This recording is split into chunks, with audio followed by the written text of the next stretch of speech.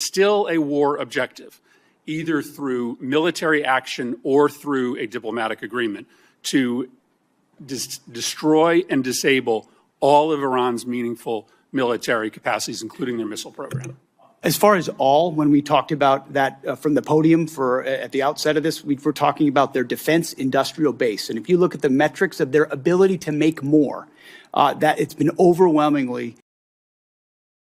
Thank you all for being here today. Secretary Hegseth, the American people either didn't want this war from the start or were deeply skeptical of this war because they have seen this country make the same mistake over and over again in wars in the Middle East, and that is to create either unrealistic or open-ended objectives.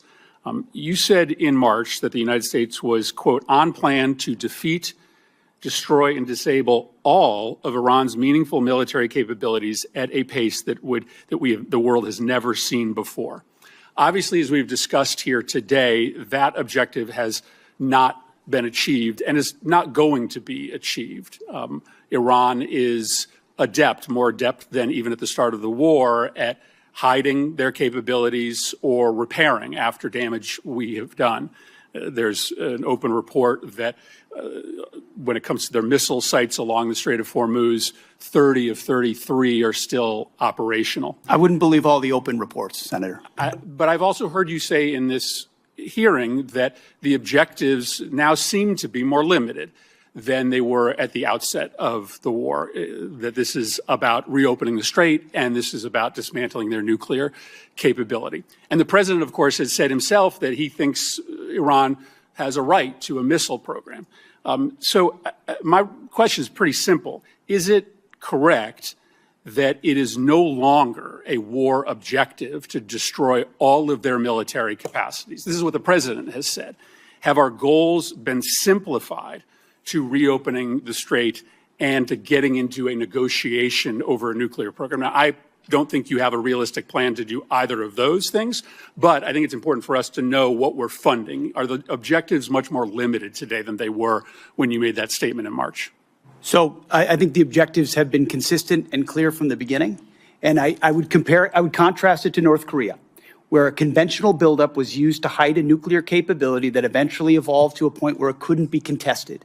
And what Iran continued to do, even after Midnight Hammer, was try to build that conventional capability to dare anyone to stop them from pursuing nuclear weapons. So getting after their conventional capabilities, missile launchers, defense industrial base, their Navy, was all part of it ensuring they can't blackmail us into pursuing a nuclear capability. Laser focused on Iran will never have a nuclear capability. That's the promise the president has made and that he will keep in every way. I think it's important. It is still a war objective, either through military action or through a diplomatic agreement, to destroy and disable all of Iran's meaningful military capacities, including their missile program.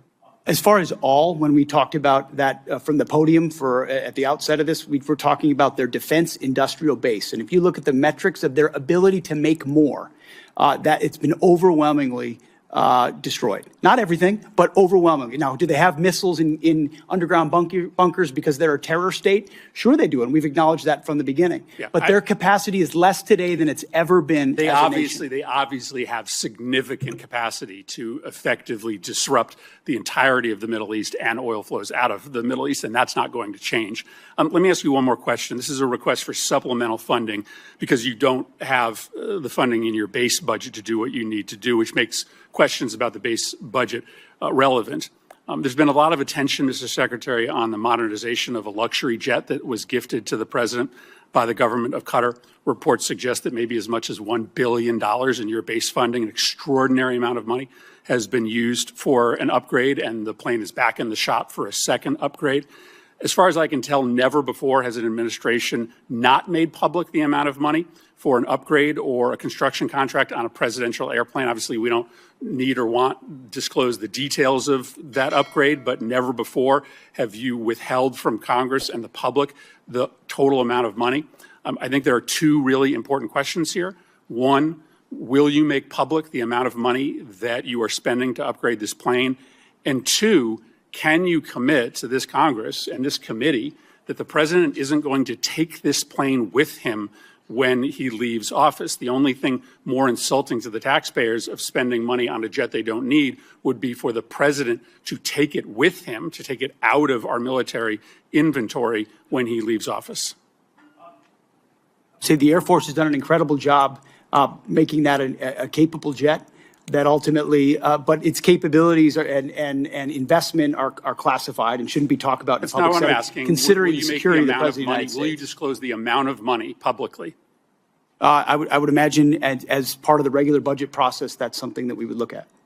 And will you commit that the president will not take But you have this to look jet? at the classification level of certain things that are not devolved for reasons of national security. Will you commit that the president will not take this jet with him out of federal inventory when he leaves office? That's not a decision for necessarily me to make, and ultimately we're grateful to have it in the fleet for the Air Force to protect the President of the United States. Senator Reid. Thank you, Madam Chairman. Secretary Rollins, I just want to reiterate a point that Senator Padilla made. We have $10 billion in this request for Midwestern farmers who are suffering because of the interruption of fuel and fertilizers because of the President Trump's war, unauthorized war. Yet, many states, blue states particularly, have submitted requests. Rhode Island has one. February, we had the worst snowstorm in our recent history, and we've been denied by the president. In fact, if you look at the numbers, 20% of blue states seem to get approved and about 80% of red states. I'm making a point, not asking a question. This is unfair. Thank you. Secretary Hegseth, on February 28th, when you initiated this war without authorization from Congress, the Straits of Hormuz was open and providing vital fuel supplies for the whole world. Now they're closed effectively, impacting globally the price of oil and the economies of the whole world. But the Department of Defense has been planning for potential operations against Iran for many, many years. And one of their obvious assumptions was that the Strait of Hormuz could be closed. Were you unaware of that?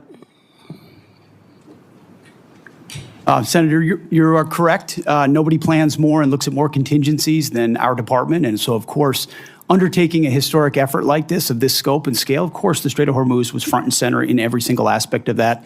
Hence why one of our key objectives to begin with was to sink the entirety of Iran's Navy, which its conventional Navy was sunk. Now, you can't get rid of every single fast boat and every single machine gun and a fast boat or every single coastal cruise missile. So we acknowledge that if the state decided to become a terror state shooting at commercial shipping, that would be an ongoing and contested part of the battle, to include their willingness to mine international water. So one side weaponized the strait, and we've been fighting back the entire time. You were completely aware that the Strait of Hormuz could be closed, and obviously sinking their ships has not affected their ability to effectively close the straits. We had U.S. boats that surrendered to Iranian ships under the Biden administration.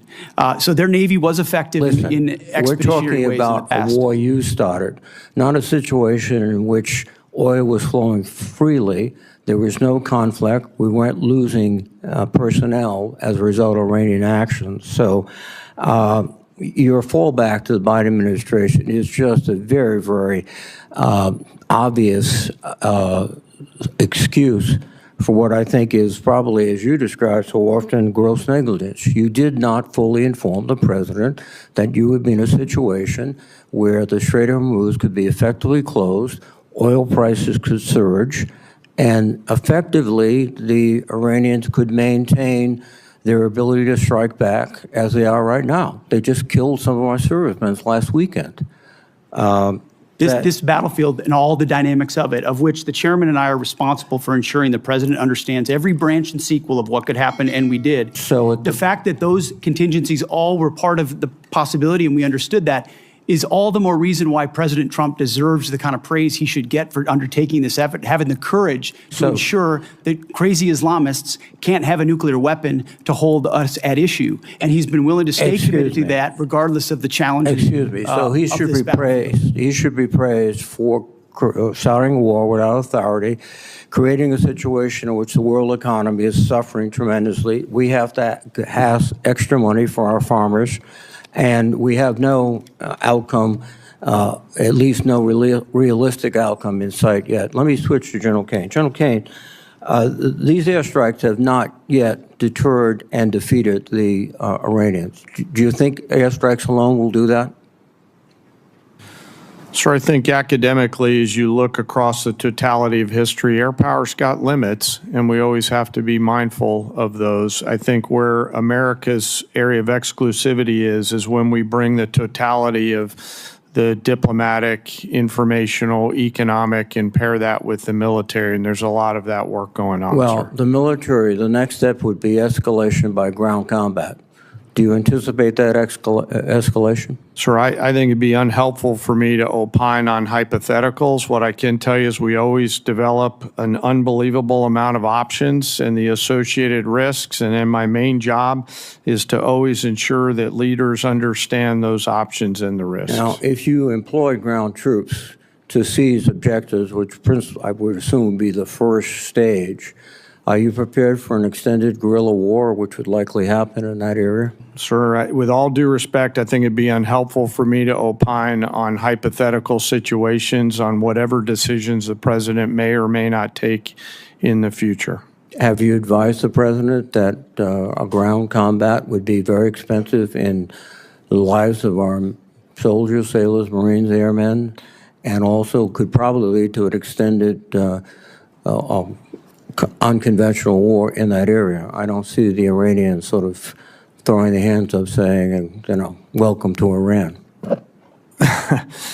Senator, I always advise the president on a range of military options and all of the risks that are contained within that, but I have to keep my military advice to the president private, sir. Well, thank you. This hearing wasn't just another tense exchange on Capitol Hill. It exposed a much bigger question about how governments justify military conflicts and how they explain those decisions to the public. Senator Chris Murphy wasn't simply criticizing the administration. He focused on one issue that often defines public trust during wartime. Has the mission changed? He pointed to earlier statements that promised to destroy and disable Iran's military capabilities, then compared those promises to today's more limited objectives. His argument was straightforward. If the mission has evolved, Congress deserves to know exactly what it's funding. Secretary Pete Hegseth pushed back immediately. Instead of acknowledging any shift, he argued that the administration's core objective has always remained the same: preventing Iran from developing nuclear weapons while reducing its military strength. He emphasized that military operations rarely eliminate every threat, and that Iran was always expected to retain some capabilities despite U.S. strikes. Murphy repeatedly tried to pin the secretary down with simple yes or no questions. Rather than asking whether the military operation was successful, he asked whether today's objectives were the same ones presented to the American people months earlier. The secretary responded with broader strategic explanations instead of directly answering that question. In politics, those moments often become headlines because audiences notice when direct questions receive indirect answers. The hearing then shifted to another politically sensitive issue: taxpayer spending. Murphy questioned reports surrounding the expensive upgrades to a presidential aircraft gifted by Qatar. He wasn't asking about classified technology. Instead, he wanted to know how much taxpayer money had been spent and whether the aircraft would remain government property after the president leaves office. Again, those questions did not receive direct answers, with the secretary citing classification and stating that some decisions were outside his authority. From a political perspective, that's significant. Transparency debates often matter just as much as policy debates.